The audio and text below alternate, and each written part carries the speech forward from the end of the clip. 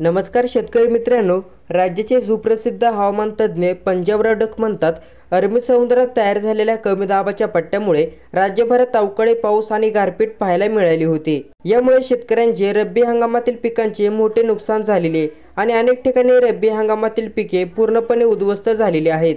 मात्र आता अवकाळी पाऊस येणार का नाही याची माहिती पंजाबराव डक यांनी दिलेली आहे। राज्यात रब्बी हंगामात घेतले जाणारे पीक गहू, हरभरा, ज्वारी, बाजरी या मुख्य पिकांचे या अवकाळी पावसाचा मोठा फटका बसलेला आहे। राज्यात काही शेतकऱ्यांची हरभरा पिकांची दुबार पेरणीही केलेली आहे। मात्र गेल्या 2 ते 3 दिवसांपासून अवकाळी पावसाचा जोर काहीसा कमी झालेला आहे। यापुढे हवामान कोरडे राहणार असे हवामान खात्याने स्पष्ट केलेले आहे।